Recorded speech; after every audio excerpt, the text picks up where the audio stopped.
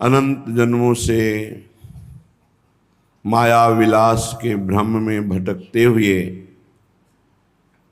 हमें इस महामहिम भारत भूमि में मानव देह मिली। मनुष्य शरीर में दुर्गुण दुराचार दुष्प्रवृत्तियों से बचाने के लिए भगवान ने हमें सत्संगति दी। संगति ही दुर्गति और सद्गति का कारण है। अंदर की जो दुष्प्रवृत्तियां हैं, वृत्तियां हैं, और बाहर के जो दुष्कर्म करने वाले जन हैं, इनका संग दुर्गति प्रदान करता है। और अंदर की सत्प्रवृत्तियां, सत्वृत्तियां, बाहर के सतमार्ग में चलने वाले पथिक जन, संत जन, इनका संग हमें सद्गति प्रदान करता है। सत्संगति संस्कृति चक्र को मिटाकर भगवदानंद प्रदान करती है। वो भी हमें कहाँ सत्संगति मिली? श्रीधाम महामहिम परम पावन वृंदावन। वृंदावन में भी परम पावन पुलिन यमुना जी के पावन तट पर, ये यमुना जी का ही प्रवाह स्थल है जहां आप बैठे हुए हैं।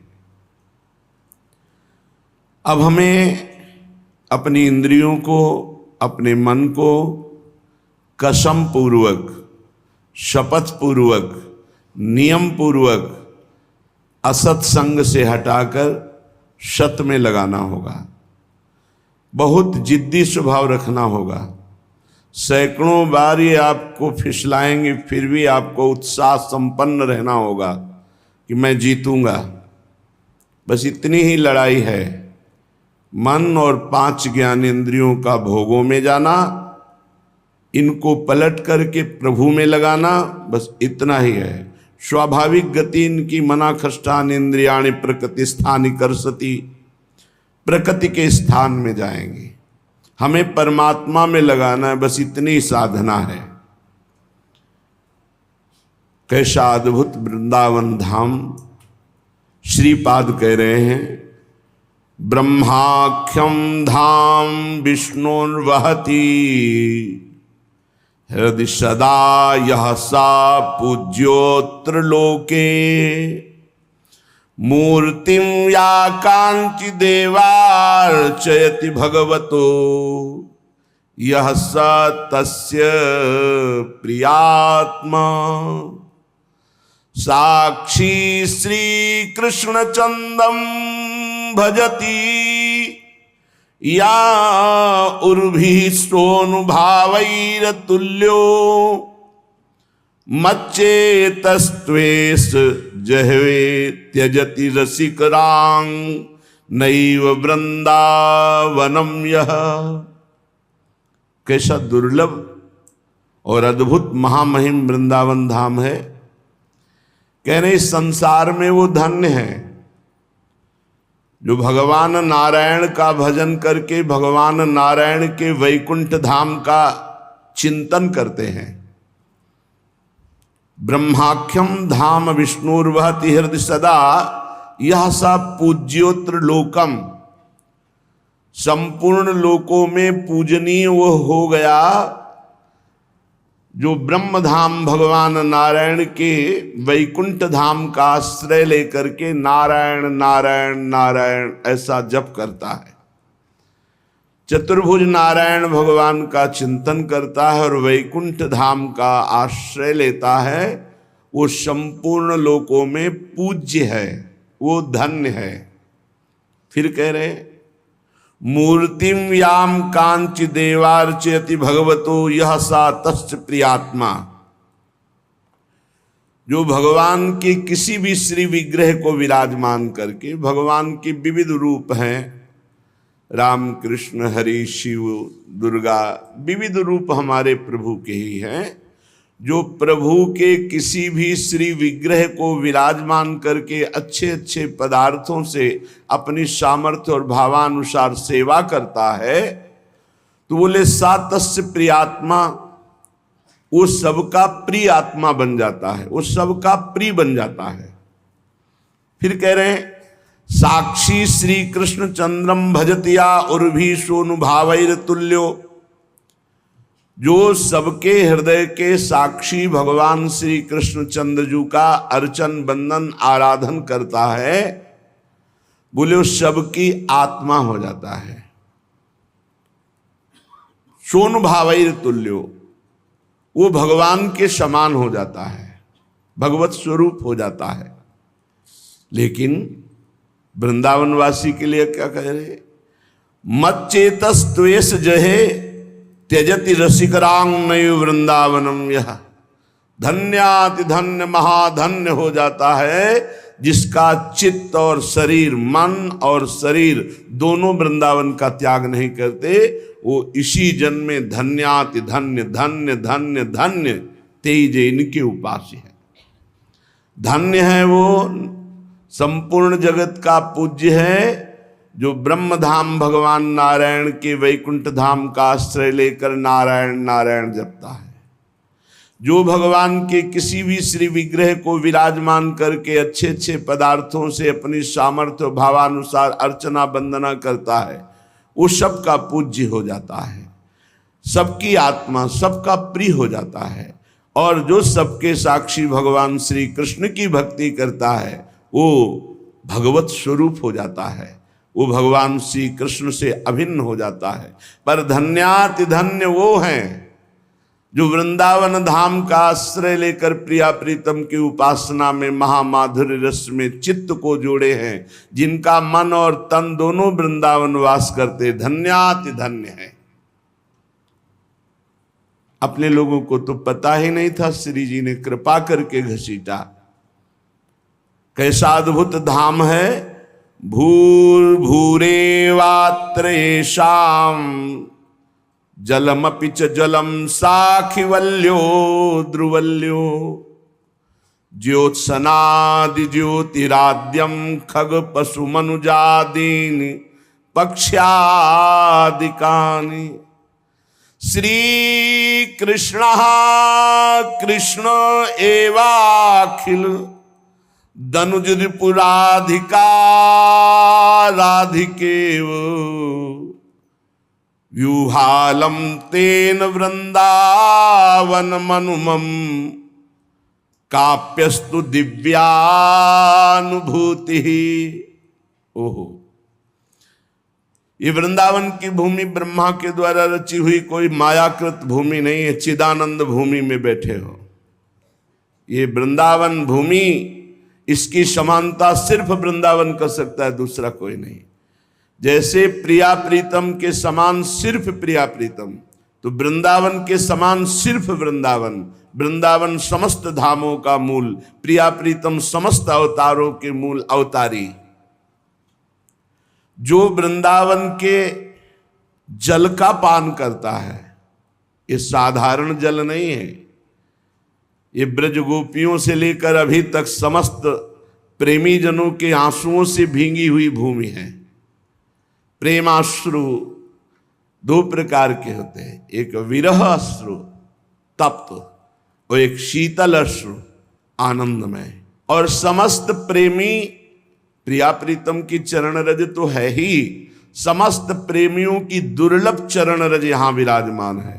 तो यहां जब जल वर्षा होती है तो चरण रेणु का प्रताप, आंसुओं से भींगी हुई रज का, वो सब जल में। यहां का जल साधारण जल नहीं, यहां का जल मात्र पीने से भगवत प्रेम प्रकाशित हो जाएगा। ये प्रेममय जल है वृंदावन का। यहां की भूमि ब्रह्मा की रची हुई नहीं है, त्रिगुणातीत चिदानंद धाम है। यहां का जल कोई साधारण जल नहीं, प्रेम प्रकाशित करने वाला जल है। और कह रहे हैं यहां की लता, ये तेजोमयी कोटि कोटि कल्प तरु भी इनकी समानता नहीं कर सकते। वृंदावन की लता सम कोटि कल्प तरु नाही, रज की तुल बैकुंठ नहीं और लोक की हिमाई। वृंदावन की एक लता के समानता करोड़ों कल्प तरु स्वर्ग के नहीं कर सकते। एक कल्प तरु व्यक्ति की समस्त कामनाओं को पूर्ण करने की सामर्थ्य रखता है, लौकिक। लेकिन वृंदावन की लता कृपा कर दे तो प्रिया प्रीतम के प्रेम रस की प्राप्ति हो जाए।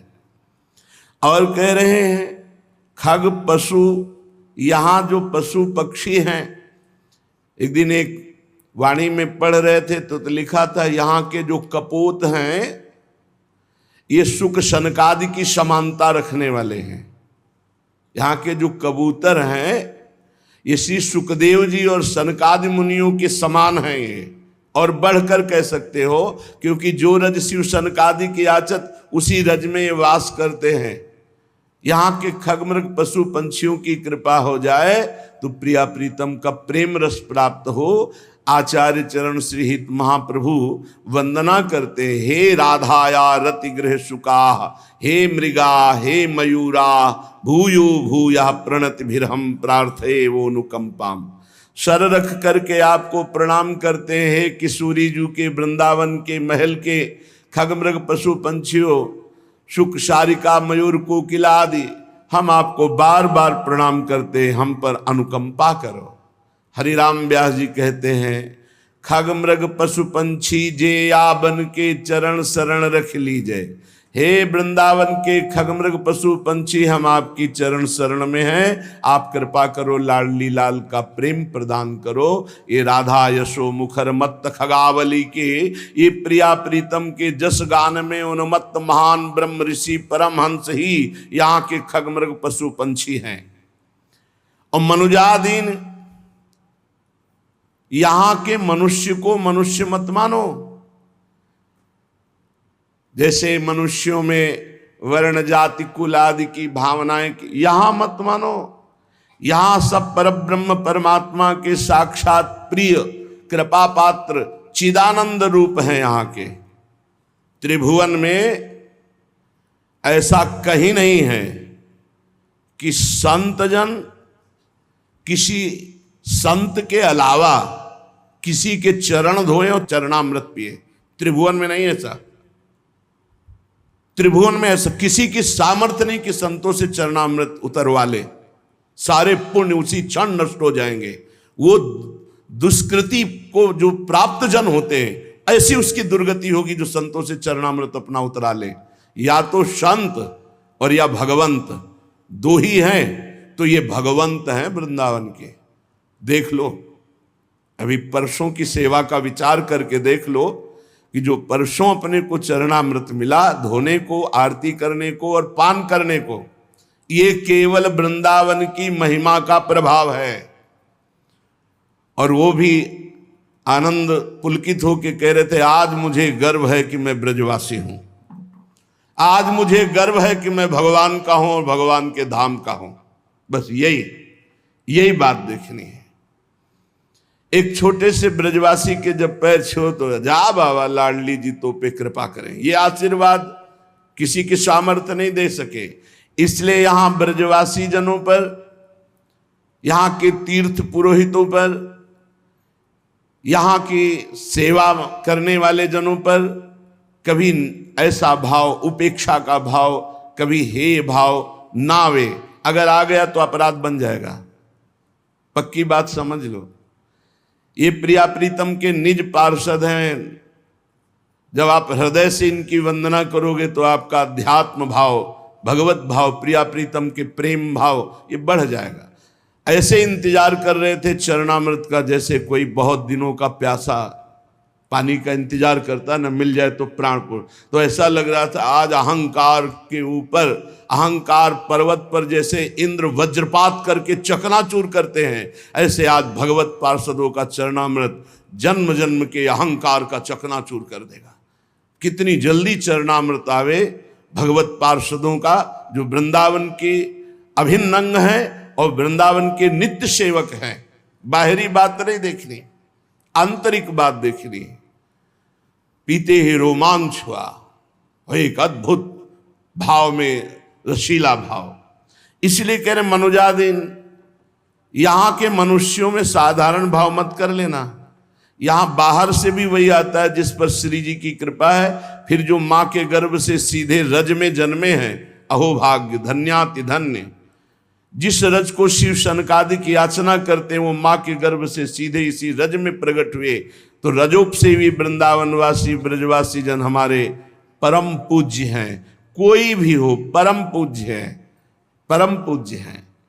इनके प्रति जरा भी दोष दर्शन आपके, चाहे जितने बड़े भजनानंदी हो, आपके भजन की वृत्ति को रोक देंगे और आपके पतन का कारण बन जाएगा इनके प्रति किया हुआ अपराध। श्री कृष्ण कृष्ण एवाखिल दनुज रिपुराधिका राधिकेव।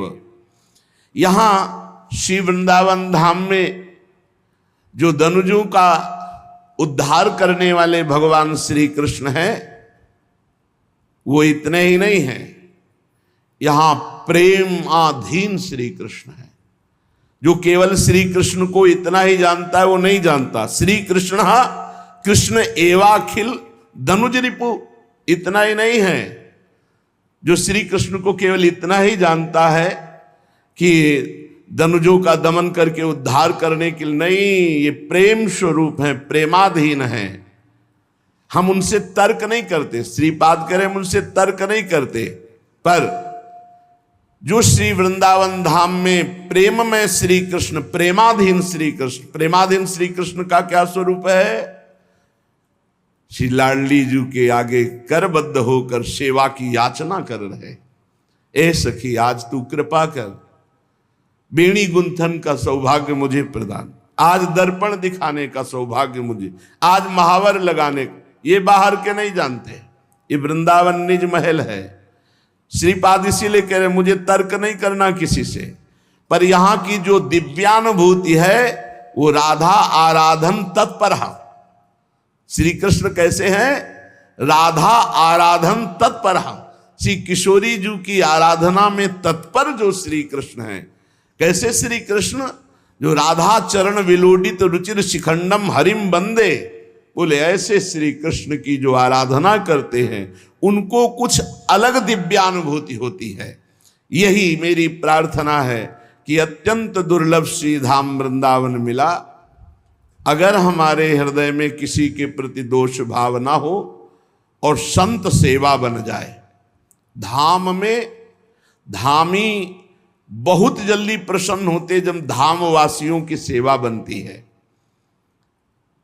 महापुरुषों ने कहा ऐंच खैंच के जैसे बने संतों के मुख में बो दो, बहुत बढ़िया फसल तैयार हो जाएगी, अविनाशी फसल तैयार हो जाएगी। जैसे बने तैसे संतों के मन, भजबे को दोई भले कै हरि और कै हरिदास।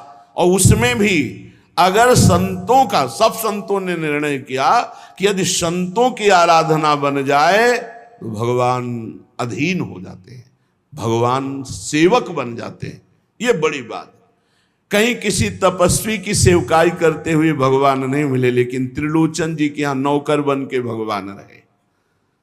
जो भक्त सेवी है, संत सेवी है, उस पर भगवान की विशिष्ट कृपा प्रकाशित होती है।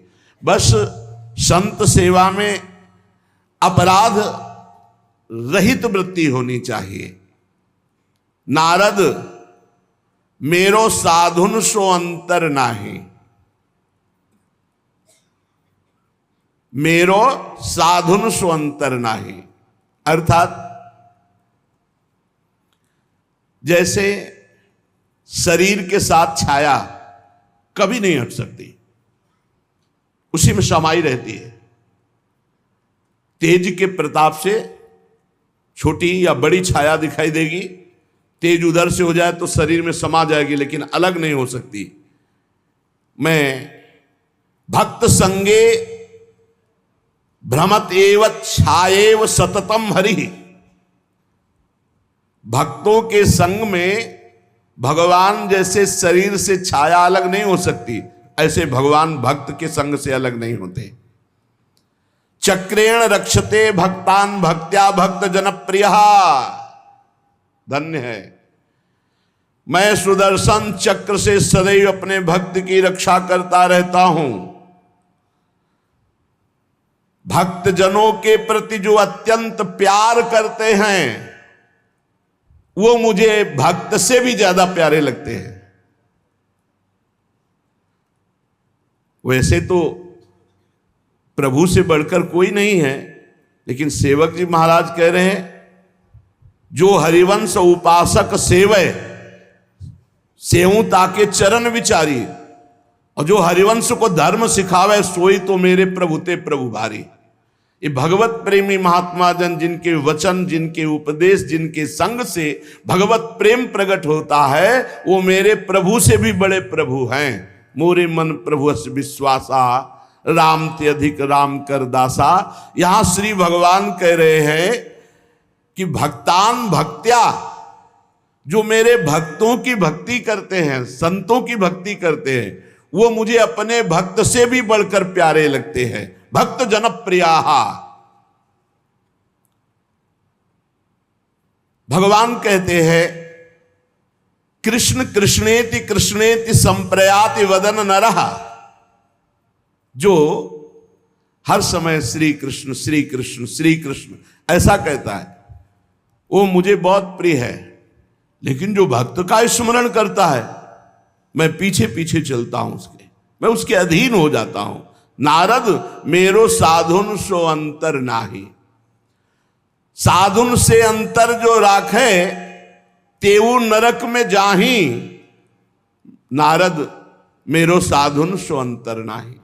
कोई भगवान का आराधन करे, भगवान के श्री विग्रह की सेवा करे और संतों के प्रति दोष दर्शन करे, संतों का अनादर करे, उनकी प्रति ऐसी कि अरे तो कह रहे साधुन से अंतर जो राखे ते वो नरक में जाएं, वो निश्चित नरक में जाएंगे। लक्ष्मी मेरी अर्ध शरीरी सोऊ भक्त की दासी। लक्ष्मी मेरी अर्धांगिनी है, ले जब कोई मेरे भक्तों की आराधना करता है तो लक्ष्मी जी उनकी आराधना करती, त्रिभुवन लक्ष्मी की आराधना करता है। और जो संत सेवी भक्त सेवी लक्ष्मी जी उनकी आराधना, लक्ष्मी जी प्रसन्न होकर बरसती है। कई बार सत्संग में कहा, अगर पकड़ पाया हो कोई पकड़ पा ले। सर्वश्रेष्ठ धनी बनने का उपाय संत सेवा। सर्वश्रेष्ठ धनी, उससे बड़ा कोई त्रिभुवन में धनी नहीं होगा। अब ये रहस्य अगर समझ पावे तो समझ पावे, पर अपराध न बने। बहुत सावधान, कौन किस कोटि का, कभी अपमान नहीं। जो बिना चिट्ठी के बिना निमंत्रण के, वो तो साक्षात भगवान है। अरे बोले व्यवस्था, अरे व्यवस्था, रसोई को किसी को देखने मत दो।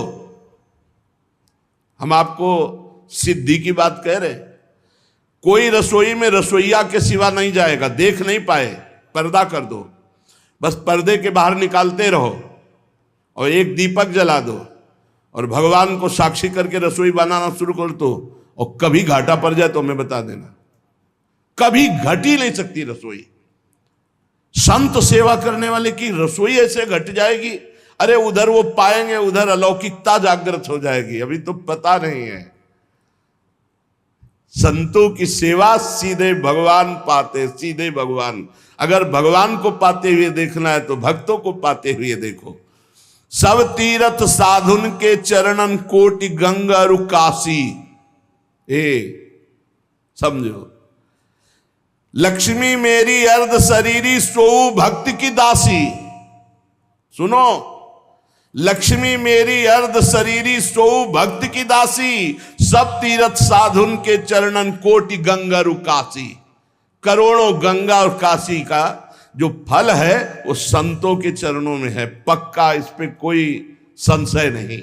नारद मेरो साधुन सो अंतर नाही।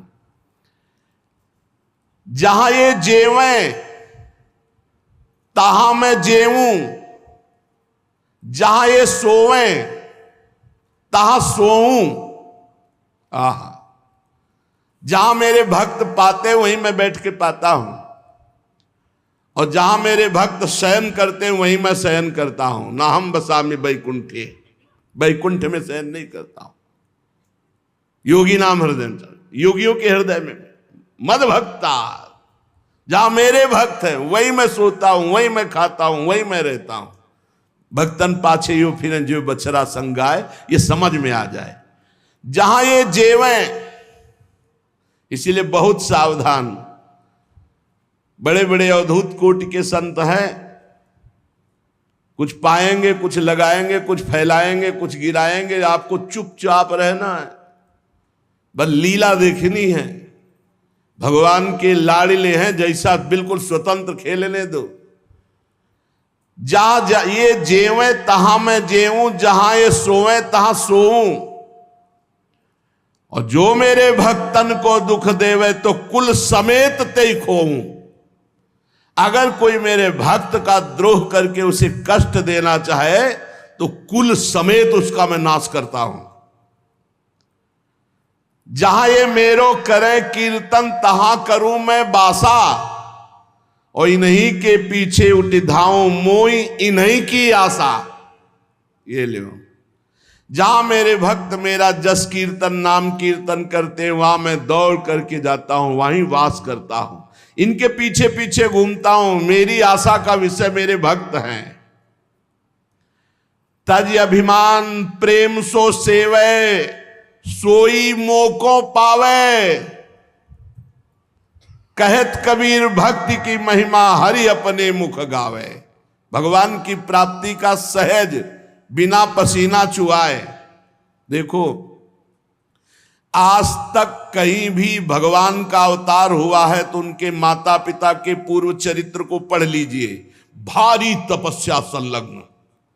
कल आपने प्रसंग में सुना, अत्रि जी ने 100 वर्ष तक प्राणवायु को रोक लिया। ऐसा तेज प्रकट हुआ प्राणवायु का, प्राणायाम संशोधन समाधि, ऐसा तेज त्रिभुवन जलने लगा उनके तप से। और एक मंत्र पढ़ रहे थे कि जो एक जगदीश्वर है वो प्रकट होकर मुझे साक्षात दर्शन दे।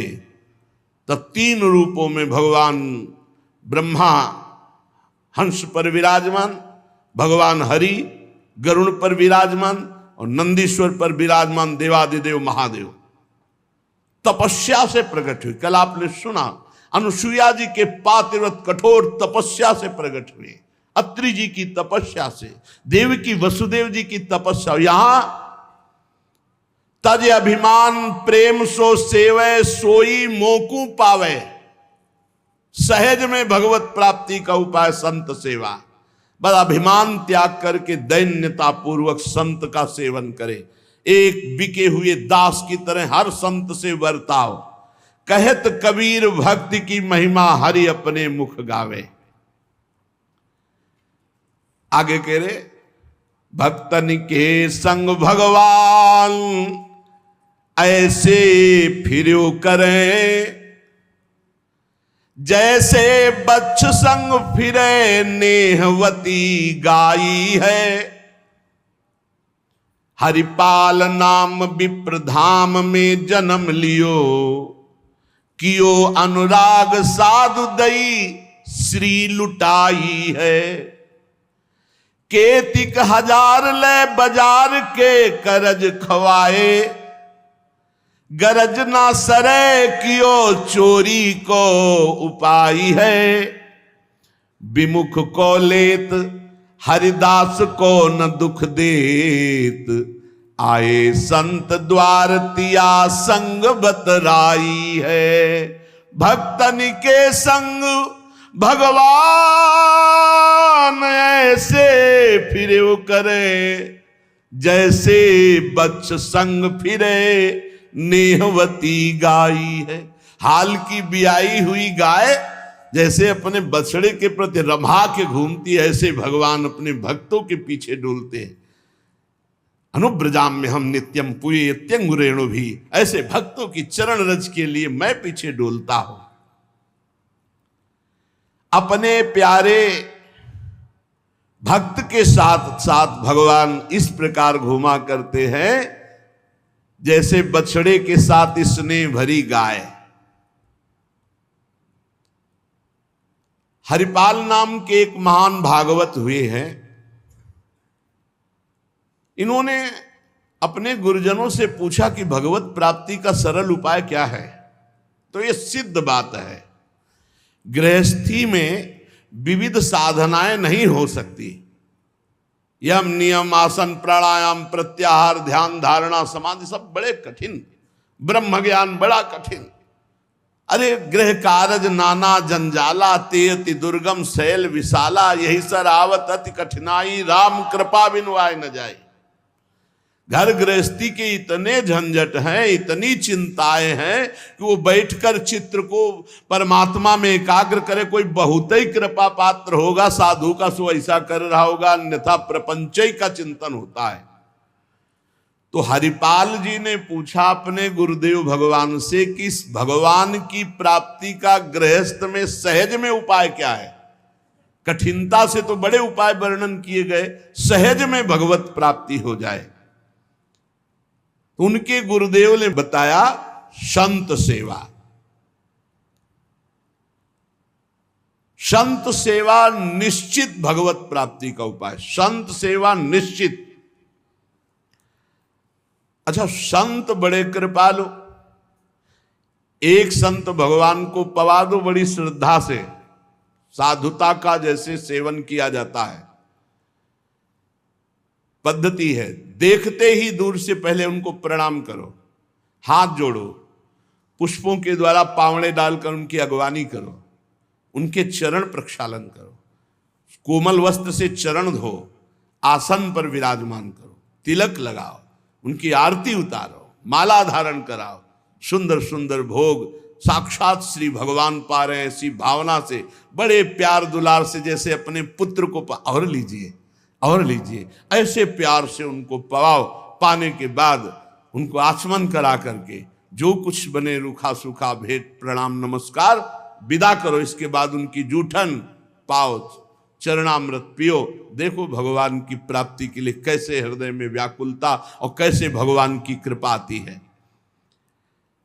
और संतों का स्वभाव, जहां संत मंडली होती है वहां, भाई देखो एक भगत हरिपाल जी हैं, क्या संत सेवा करते, क्या प्रसाद बनता है भाई उनकी तो दैन। अब पूरी मंडली की मंडली, अब हरिपाल जी की सेवा, वो मंडली अन्य तीर्थों में, अब तीर्थों से जिनकी यात्रा उधर से होती सब हरिपाल जी के यहां। हरिपाल जी बड़े प्रसन्न, धीरे धीरे जो संग्रह किया हुआ अन्न और संपत्ति थी वो तो सब लग गए। हरिपाल जी के यहां संतों की भीड़ ही रोज लगी रहती, जमीन बेच दी, कीमती गहने बेच दिए, सब संतों को पवा दिए। अब ऐसा कुछ नहीं बचा जिससे खरीद के लावें और पवावें। तो केतिक हजार ले बाजार के करज खवाए, हजारों रुपया। ये आज हजार की तो कोई महत्ता ही नहीं रह गई, उस समय हजारों की बड़ी महिमा थी, बड़ी महिमा 1000 रुपए की। 1 रुपया लेके जाओ तो काफी सामग्री लेके आ जाओ दुकान से। ऐसा हमारे सामने 5 किलो नमक मिलता था, 3 रुपया का ऐसे दूध दुहा लो, ऐसे गाय से दुहा के, भैंस गाय का 3 रुपया, 40 रुपया का शुद्ध घी, कि वो मटका खुले तो आसपास एरिया में छा जाए ऐसा घी। ये सब नकली घी ले। और दूध तो बेचना एक तरह से अपमान माना जाता था। सारी संपत्ति साधु सेवा में लगा दी और बाजार से हजारों के कर्जे हो गए। अब कर्जा लेकर के संतों को पवा दिया, अब कोई कर्जा भी ना दे। अब हरिपाल जी दुकान में गए कि पहले 1000 पहले के पड़े तो आपको, अब बाजार में कोई कर्जा नहीं, संपत्ति सब बिक गई। देख लो भगवत प्राप्ति के भाव। घर में कोई ऐसी वस्तु नहीं रही कि बेच के खवा दे। और संत मंडली, कहीं जय द्वारिकाधीश, कहीं जय सिया राम, कहीं हर हर महादेव, अलग अलग संतों की मंडलियां। हरिपाल जी ने विचार किया आप क्या हो, बहुत लंबे तगड़े। विमुख को लेत हरिदास को न दुख देत, आए संत द्वार तिया संग बतराई है। संपत्ति गई, कर्जा हो गया, संत भूखे नहीं जाएंगे चाहे हमें चोरी करना पड़े। तो चोरी कैसी, एक प्रधान रास्ता जंगल में था। तो उस समय अस्त्रों में भाला, तलवार, तीर, धनुष यही थे। तो भाला लेकर के अब चुपचाप बैठे रहते, न राम कृष्ण कोई बोलने वाला, ना गले में कंठी, न कोई भागवतिक तिलक, मारते नहीं थे। भाला गले तो लंबे चौड़े विशाल शरीर के थे, तो डर के मारे अपने आप जो है और वो लेकर के संतों को पवाना शुरू किया। छल कर बल कर लीजिए महाकृपिन को दाम, और साधुन के मुख बोइए या ऐसा अनु काम, उसका भी कल्याण हो जाएगा और आपका भी मंगल हो जाएगा। साधुन के मुख में अच्छे अच्छे पदार्थ, तो वो धन धन्य हो गया। वो धन जिसका लिया उसका भी धन। लेकिन ये तब, पहले अपनी संपत्ति खर्चा कर डालो, बेईमानी नहीं। बाजार में कर्जा ले लो, जब उसके भी पटाने का रह जाए कि अब नहीं पट सकता और संत आए, तब ये उपाय है, पहले नहीं। पहले साधु अनुराग में दही श्री लुटाई है, सब खर्चा कर दिया। फिर खेती 1000 ले बाजार के करज राखे, वो भी खवा दिया। अब देखा संत वापस न जाए।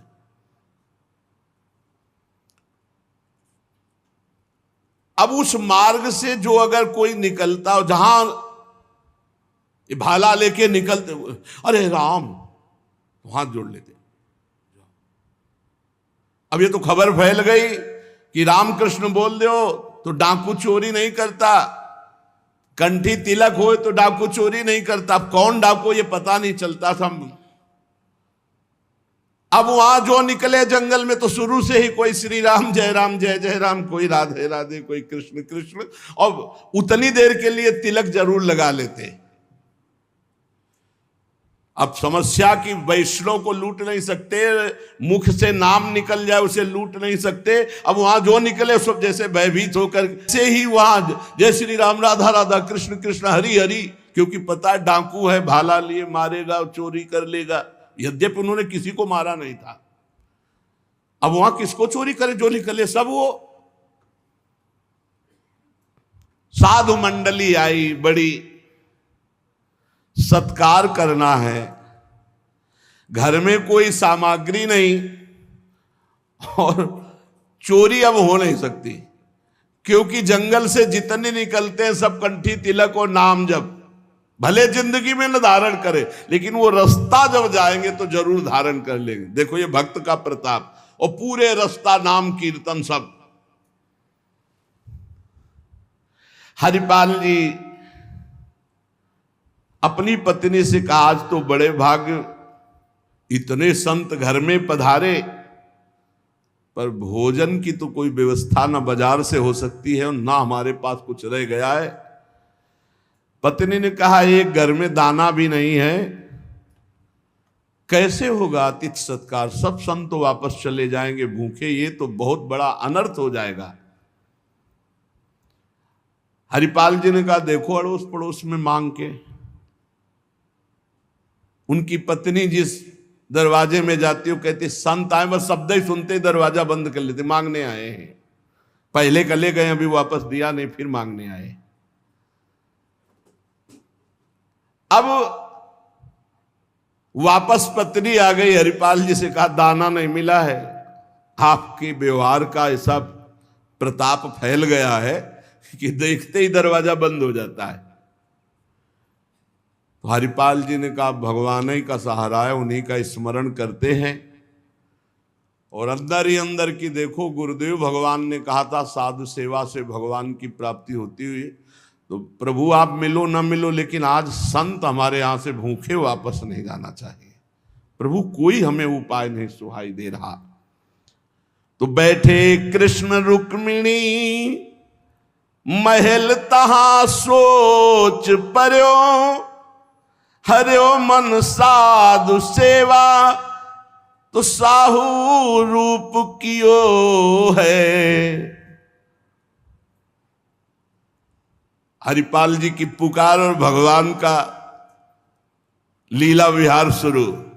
बढ़िया रत्नों से जटित मुकुट, कुंडल, करधनी, बाजूबंद, कंकण सब धारण। रुक्मिणी जी का जय जय अपने ही हाथ से सब कीमती कीमती आज छांट छांट करके। पूछी चले कहां, कही है हमारो एक भक्त। कहां प्रभु ये नया नया सब आभूषण दिव्य कीमती श्रृंगार कर। बोले एक भगत है आज उसके दर्शन करने जा रहे हैं, दर्शन देने नहीं का, दर्शन कर। तो मैं हूं आऊं? बोले हाँ आओ, क्योंकि हमसे ज्यादा श्रृंगार तो आप धारण करेंगी। आओ आए जहां पूछ लियो है। रुक्मिणी जी ने कहा प्रभु जिन ऐसे महाभागवत के आप दर्शन करने जा रहे हैं मैं भी दर्शन करने चाहूं। बोल बिल्कुल बिल्कुल आज तो हम जरूर ले चलेंगे, पर देखो बढ़िया से बढ़िया पूरा श्रृंगार कर लो। रुक्मिणी जी ने फौरन श्रृंगार, प्रभु से ज्यादा रुक्मिणी जी का श्रृंगार, वैसे भी पुरुष से ज्यादा श्रृंगार माताओं बहनों का होता है। अब उन्होंने देखा कि जब इतना महान भगत है कि प्रभु सब कीमती तो और बढ़िया बढ़िया हार और सब। प्रभु और रुक्मिणी जी दोनों, प्रभु ने कहा एक बात है, कोई भी भगवत चर्चा नहीं करनी, कोई भी भगवत चिन्ह नहीं धारण करना। प्रभु ऐसे कैसे भक्त के पास जा रहे हो कि जो भगवत चिन्ह से विरोध करता है, भगवत चर्चा से विरोध करता है? बोले हम जो कहें वो मान लो। रस्ते में कोई भगवत चर्चा, कोई भगवत नाम, कोई भगवत चिन्ह, सब संसारी आभूषण सब।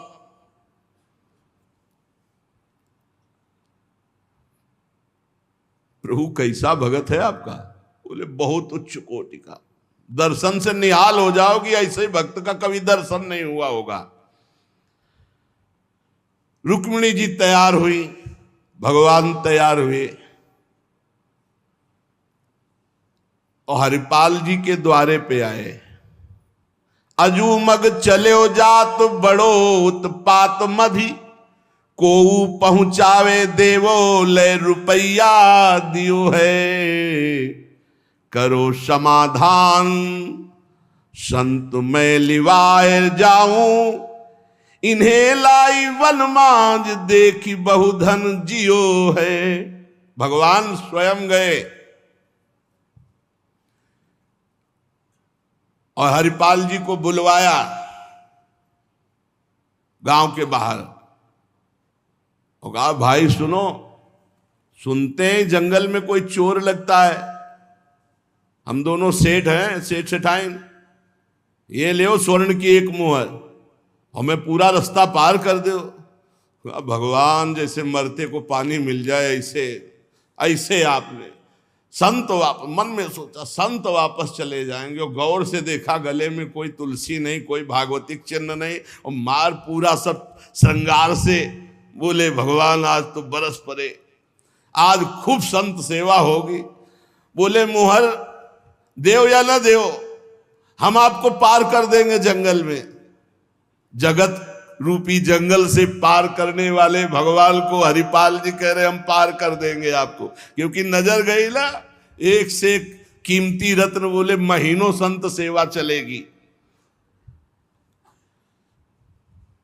हरिपाल जी से बातचीत कर रहे कि कहीं शंका ना हो जाए इनको।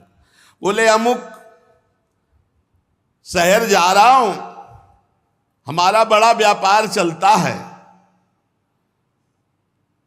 तुमको 1 रुपया तो देंगे ही, पर सुरक्षित हमें पहुंचा दो,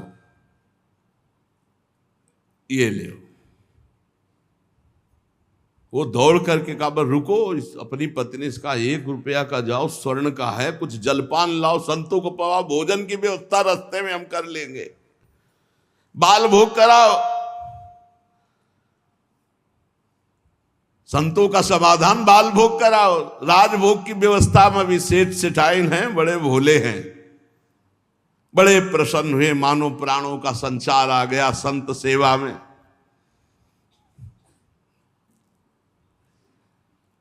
रुक्मिणी जी ये रहस्य नहीं समझ पा रहे कि कह रहे हैं जंगल पार कर देते कह रहे हैं हमको डर लग रहा है कि कोई हमें लूट न ले, और जंगल हो 1 रुपया दिया उसको स्वर्ण का कि भाई पार। तो रुक्मिणी जी ने कहा कि प्रभु किसी के रक्षा की, भगवान ने कहा था प्रश्न कोई करना नहीं है। अरे कौमुद की गदा सुदर्शन चक्र सब एक आदमी का सहारा आप ले। रुक्मिणी जी ने प्रभु आप काम कहा था, बातें करो व्यापार की, इधर उधर के सुदर्शन चक्र के लिए कौमुद की गदा, व्यापार रुपया पैसा हार हीरा जवाहरात इनकी बातें करो। गौर से फिर देखा कि कहीं कोई भागवतिक लक्षण देखे जो निहारी, माला तिलक ना सदाचार। बड़े खुश हुए, होएंगे भंडार जो पे धन ही तो लायो है। जब इतना पहनावा है तो खजाना इनके होगा, लूटने में कोई दोष नहीं और कोई भागवतिक चिन्ह नहीं और कोई भगवत चर्चा नहीं, पूरे संसारी हैं। और ये छीन करके हम संत भोजन कराएंगे तो इनका भी मंगल हो जाएगा। लीजिए छिनाए यह वारी कहे डारी देवो, दियो सब डारी छल्ला छिगुनी में छायो है। अंगुरी मरोरी कही बड़ो तू कठोर, अहो तो को कैसे छोड़ो संत जेवे मोह को भायो है। प्रगट दिखायो रूप सुंदर अनूप, वह मेरे भक्त भूप लेके छाती सो लगायो है। रास्ते में लेके चले, चरणों से लेकर ऊपर तक भगवान को देखते हैं, फिर रुक्मिणी जी को देख। कोई भागवतिक चिन्ह नहीं, कोई भागवतिक चर्चा नहीं, महीनों की संत सेवा। और जो इतना पहिरे हैं तो उनके पास भाला लेके चली रहे थे रक्षा के लिए, बस आगे आए और उतारो, अपना चला फैलाया, उतारो सब बीच रास्ते। भगवान ने कहा उतारो रुक्मिणी जी से, उतारो। रुक्मिणी जी ने कहा रक्षा के लिए तो इसको 1 रुपया दिया था और यही लूट रहा है, आप कह रहे हो उतार। बोले उतारो, ले भाला पार कर देगा, बहुते बेढब भगत है। और प्रभु सुदर्शन चक्र, बोले नहीं इस समय नहीं, इस समय उतारो। ये संत सेवा का प्रताप।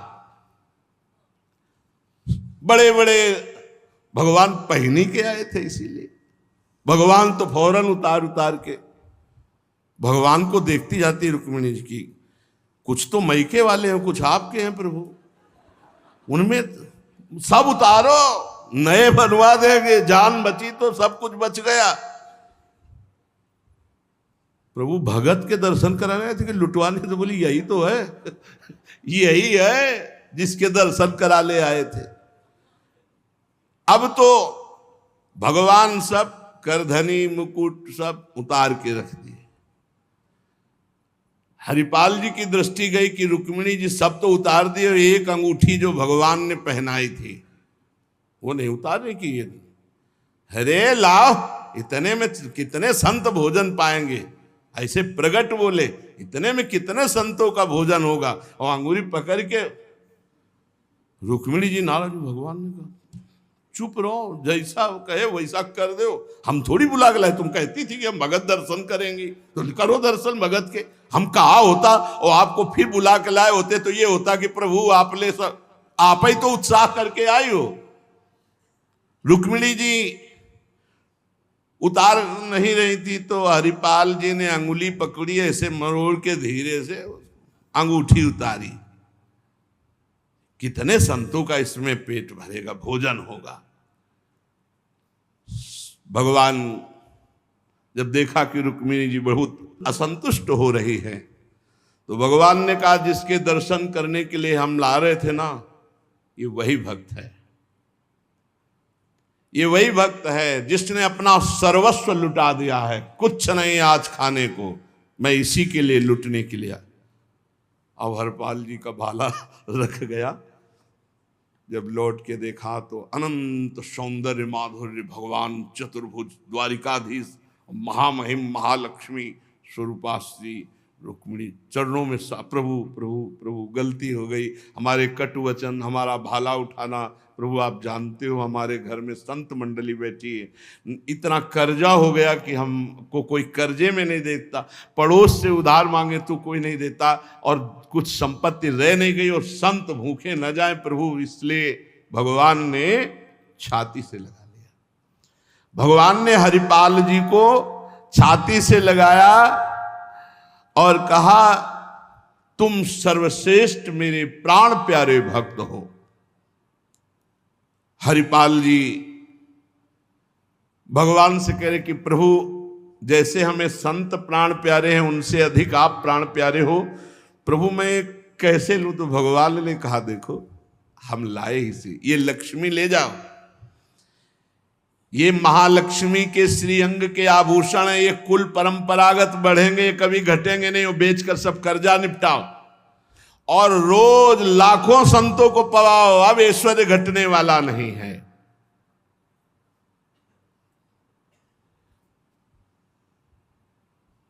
भगवान से कहा प्रभु ये घटना किसी से मत कहना, नहीं तो सब भक्त जो है यही कहेंगे कि इतना दुलार भगवान को किया जाता है, भक्तजन करते हो ये भाला दिखा के लूट लिया।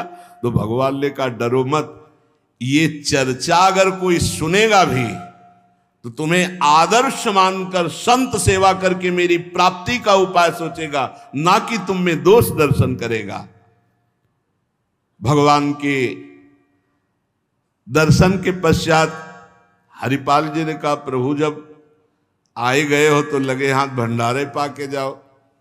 तो बोले जरूर, जहां हमारे संत पाते वही हम प्रकट। सब संतों को भगवत साक्षात्कार कराया, साक्षात द्वारिकाधीश रुक्मिणी जी के सब संतों ने दर्शन किए, भोग बना।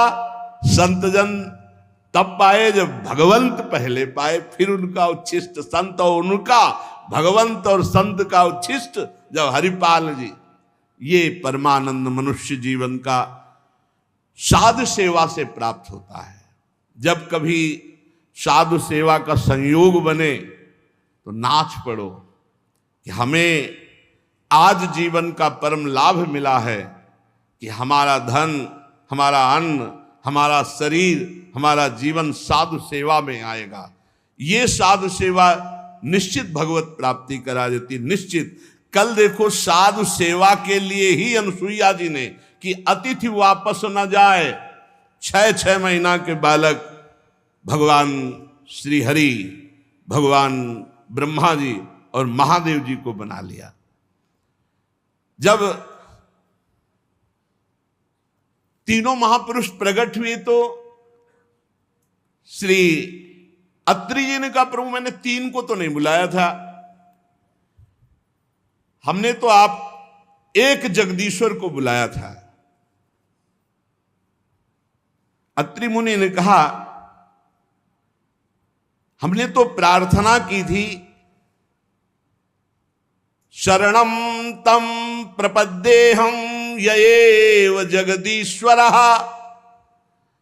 प्रजामात्म समाम मह्यम प्रयच्छत्विति चिंतयन्। मैंने उनका चिंतन किया था जो जगदीश्वर हैं, संपूर्ण जगत के ईश्वर हैं।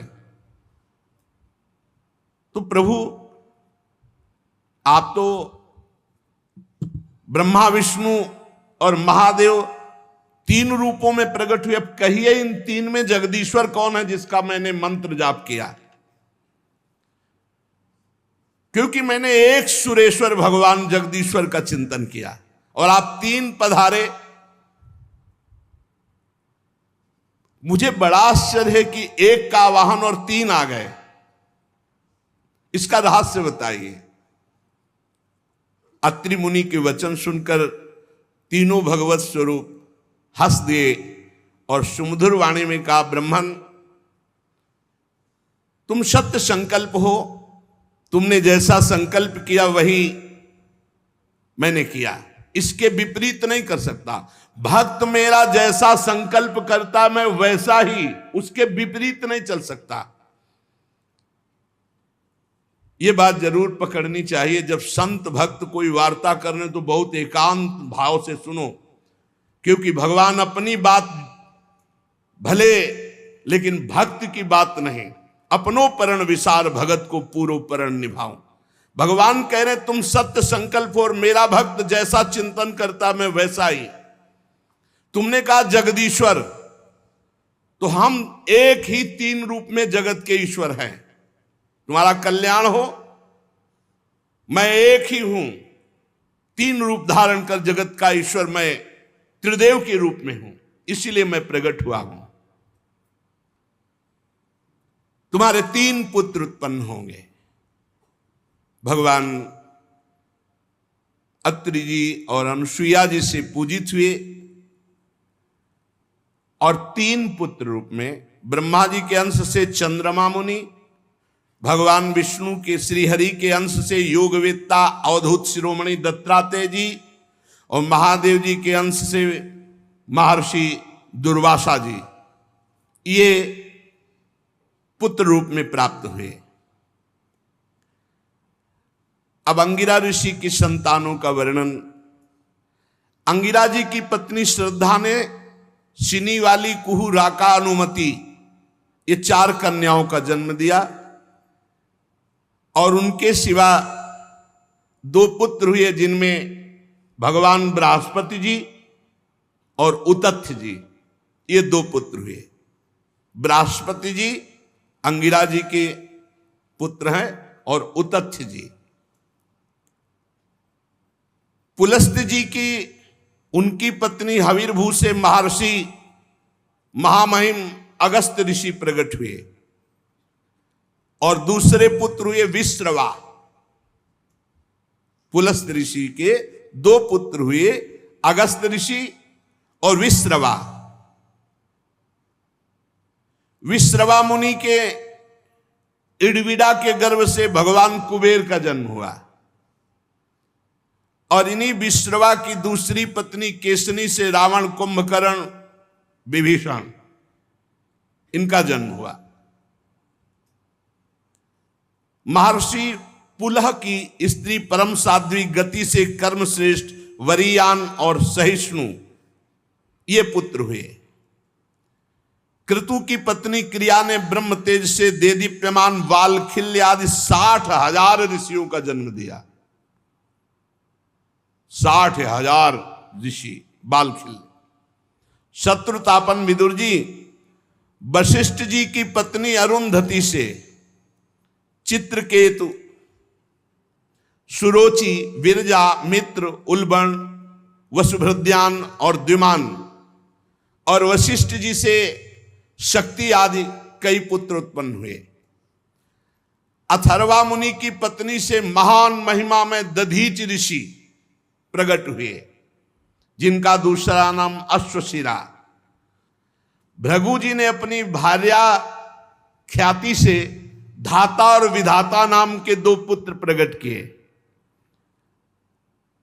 और श्री नाम की एक भगवत परायण कन्या। मेरु ऋषि ने अपनी अयाति और नियति नाम की कन्याएं धाता और विधाता को ब्याही। उनसे मृकंड ऋषि और प्राण ऋषि प्रकट हुए। मृकंड से ही मार्कंडेय ऋषि प्रकट हुए और प्राण मुनि से वेद शिरा का जन्म हुआ। और भृगु जी के एक कवि नामक पुत्र थे, उनसे भगवान शुक्राचार्य जी प्रकट हुए। विदुर जी, इन महामुनीश्वरों को जो प्रकट होने का वर्णन सुनाया गया, इनके सुनने मात्र से तत्काल पाप नष्ट हो जाते हैं, इन ब्रह्म ऋषियों के प्रादुर्भाव का। ब्रह्मा जी के पुत्र दक्ष प्रजापति ने मनु नंदिनी प्रसूति से विवाह किया। उनसे 16 कन्याएं उत्पन्न की। 13 कन्याएं धर्म को ब्याही, एक अग्नि को और एक पितृगणों को और एक संसार का संहार करने वाले भगवान शंकर को, सती जी। 16 कन्याओं में 13 धर्म को, एक अग्नि को, एक पितृगणों को और एक भगवान देवादिदेव महाशंकर को। श्रद्धा, मैत्री, दया, शांति, तुष्टि, पुष्टि, क्रिया, उन्नति, बुद्धि, मेधा, तितिक्षा, हिरी और मूर्ति, ये धर्म की पत्नियां हैं 13। श्रद्धा ने शुभ को जन्म दिया, मैत्री ने प्रसाद को जन्म दिया, दया ने अभय को जन्म दिया, शांति ने सुख को जन्म दिया, तुष्टि ने मोद को, पुष्टि ने अहंकार को, क्रिया ने योग को, उन्नति ने दर्प को, बुद्धि ने अर्थ को, मेधा ने स्मृति को, तितिक्षा ने क्षेम को और हिरी ने विनय को उत्पन्न किया। समस्त गुणों की खान मूर्ति देवी ने भगवान नर नारायण को जन्म दिया। इनका जन्म होने पर विश्व आनंदित हो गया। देवता लोग पुष्पों की वृष्टि की और भगवान नर नारायण की स्तुति की। भगवान श्री कृष्ण ही अपने अंश से नारायण और वही नर रूप अर्जुन जी, ये कुरकुल तिलक अर्जुन नर अवतार भगवान श्री कृष्ण के अंश से नारायण। अग्नि देवी की पत्नी का नाम है स्वाहा। उनसे पावक, पवमान, शुचि 3 पुत्र हुए। इन 3 से 45, अब 45 और 3 48 और प्रधान अग्नि 1, कितने हुए? 49 अग्नि का स्वरूप हुआ। जब हनुमान जी लंका में आग लगा रहे हैं उस समय वर्णन आया है कि हरिप्रेरित जैसे वायु 49 ऐसे अग्नि 49 स्वरूपों से संपूर्ण लंका को अग्निदेव भस्म कर रहे हैं। अग्निश्वात, बर्हिष्ठ, सोमप, आज्यप ये पितर हैं। पितरों की पत्नी दक्ष कुमारी स्वधा है। पितरों से स्वधा के धारिणी और वायुना नाम की 2 कन्या हुई। दोनों ही ज्ञान विज्ञान में पारंगत, ब्रह्म ज्ञान का अनुभव करके उपदेश करने वाली हुई, इसलिए इनके कोई संतान नहीं, ब्रह्म में लीन देवियां। और महादेव जी की पत्नी सती से भी कोई संतान नहीं हुई, क्योंकि उन्होंने ब्याह के कुछ दिन ही बाद अपने शरीर को योगाग्नि में भस्म कर दिया अपने पिता की यज्ञ में। विदुर जी ने पूछा कि दक्ष प्रजापति तो अपनी पुत्रियों को बहुत प्यार करते थे, फिर उन्होंने अपनी परम आदरणीय भगवान शंकर की अर्धांगिनी सती जी का क्या अनादर किया, जिससे उन्होंने अपने प्राण त्याग दिए पिता के यज्ञ में। महादेव जी चराचर के गुरु हैं, वैर रहित शांत मूर्ति आत्माराम भगवान हैं, भला उनसे कौन वैर करेगा। और वैसे भी ससुर दामाद का रिश्ता है। प्रभु मैं सुनना चाहता हूं कि देवादिदेव महादेव से वैर कैसे हो गया दक्ष प्रजापति को। गोस्वामी जी ने लिखा है, को नर अस जन्मा जग माही, प्रभुता पाही जाहि मद नाही। पद मिल जाए, प्रभुता मिल जाए, वो अहंकार ना आवे, वो तो भगवान का कोई भक्त ही होगा, अन्यथा ऐसा नहीं। एक बार ब्रह्मा जी ने जब इनको प्रजापति पद दिया, बहुत बड़ा पद है, इसके बाद परमेष्ठी पद ही है। सृष्टि में सबसे बड़ा पद है प्रजापति पद, इसके बाद परमेष्ठी पद है। परमेष्ठी पद ब्रह्मा पद। ब्रह्मा जी ने प्रजापति पद दिया महाराज दक्ष को। बड़े बड़े ऋषि मुनि देवता अग्नि सब लोकपाल सभा में आए। जब सब बैठे हुए थे सभा में, तो दक्ष प्रजापति वहां पधारे। तो जब कोई बड़ा पधारे तो नियम में खड़े हो जाना चाहिए हाथ जोड़ करके। तेज सूर्य के समान गर्व प्रजापति हूं, बड़ी मस्ती से सभा में पधारे, सब खड़े हो गए।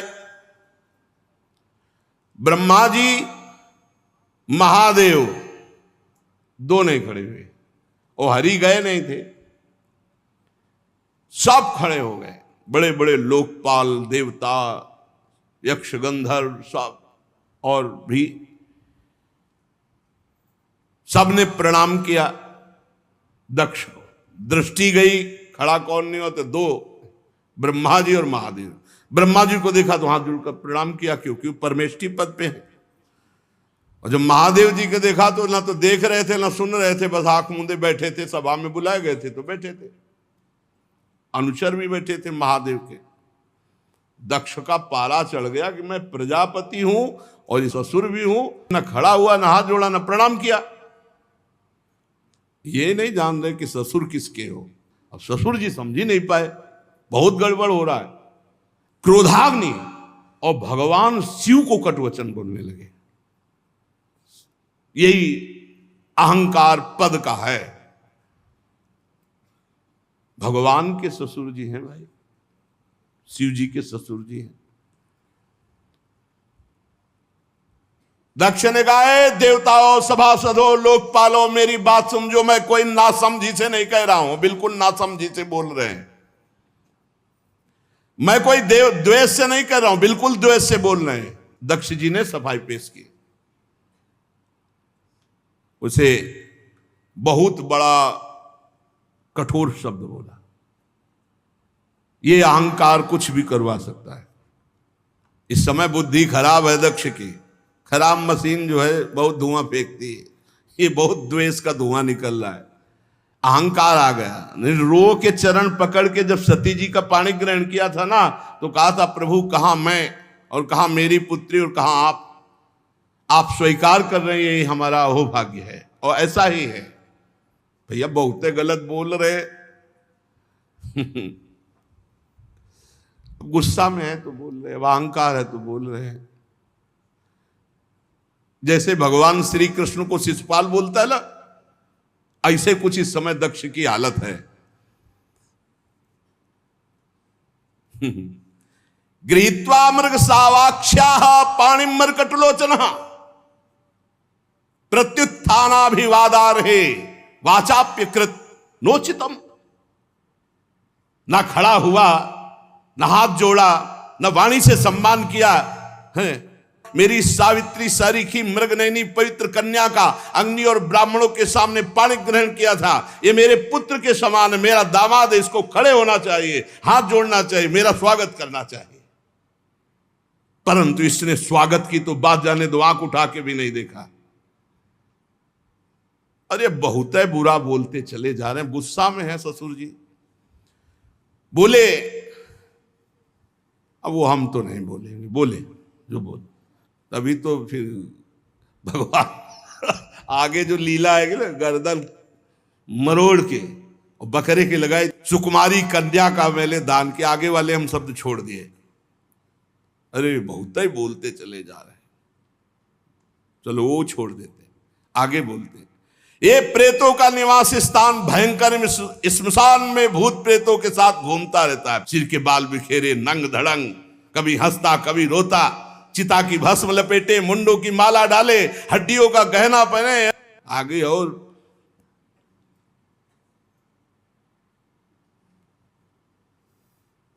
मैंने ब्रह्मा जी के बहकावे में आकर अपनी पुत्री इसको दे दी, कभी नहीं देता इसको, दक्ष ने कहा। और तो सब छोड़ दिया।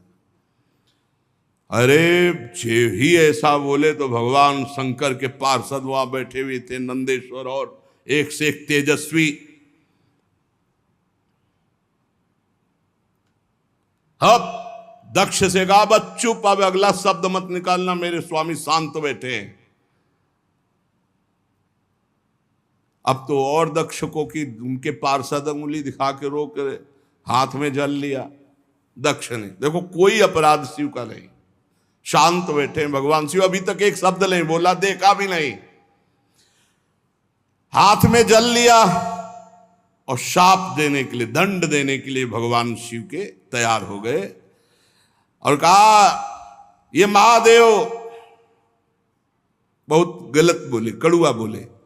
साप देवता साप देखे, आज मैं इसे साप देता हूं, आज के बाद किसी भी यज्ञ में महादेव का कोई भाग नहीं होगा। बहुत हाहाकार मच गया, ये क्या बोल दिया, साप दे दिया। भगवान शंकर के अनुयायी नंदकेश्वर ने कहा, ए सुन दक्ष, तू क्या समझता है मेरे स्वामी शांत बैठे हैं तो तू जो चाहे वो बोल दे। और कहा दक्ष, तुझे अहंकार है कि तू प्रजापति है, और ये सब ब्रह्म ऋषि तेरा अनुमोदन कर रहे हैं, हंस रहे हैं, दांत दिखा रहे हैं। मैं भयंकर श्राप देता हूं कि इनकी बुद्धि भ्रष्ट हो जाए, देहाभिमानी बन जाए। ये शंकर का द्रोह करने वाले जितने यहां बैठे सब अज्ञान को प्राप्त हो जाए, ब्रह्मबोध की विस्मृति हो जाए, सब देहाभिमानी हो जाए, और किसी को भी बिना शंकर की आराधना के तत्वबोध न हो। ये पक्का पक्का। ये सब विवेक भ्रष्ट हो जाएं। जितने मुस्कुराए दक्ष की सभा में, ये केवल वेद वाक्य, अर्थवाक्य, तत्व को ना जानने वाले और विषय भोग की प्रबल इच्छा में केवल भोगों में रमण करने वाले, इनकी बुद्धि देहात्म भाव चिंतन करने वाली हो जाए, इनका आत्मस्वरूप बोध विस्मृत हो जाए, ये पशु के समान हो जाएं। और ये दक्ष जो बोल के गया मेरे स्वामी के लिए, ये स्त्री लंपट, इसका मुख बकरे का हो जाए। जाप स्वामी,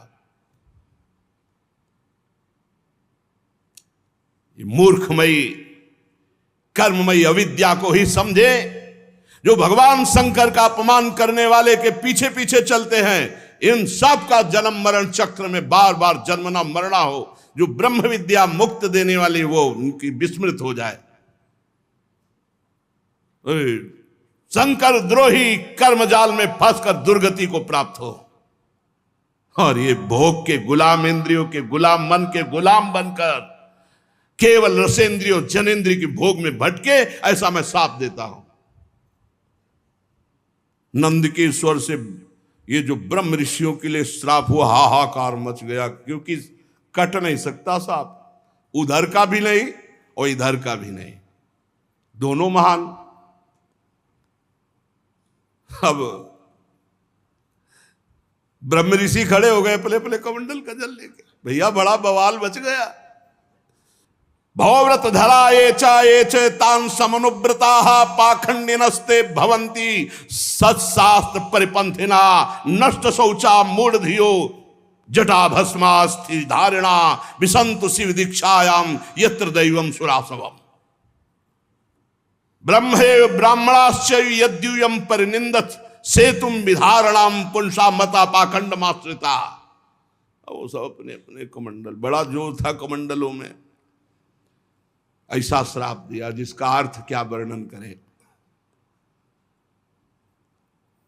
अब तो इधर शिवगण उधर ब्रह्म ऋषि अपने अपने। भगवान शिव ने देखा यहां तो बड़ा अमंगल हो रहा है। अब भगवान शंकर ने पूरी सभा की ओर देखा, सर झुकाया, चल दिए अपने मस्ती में।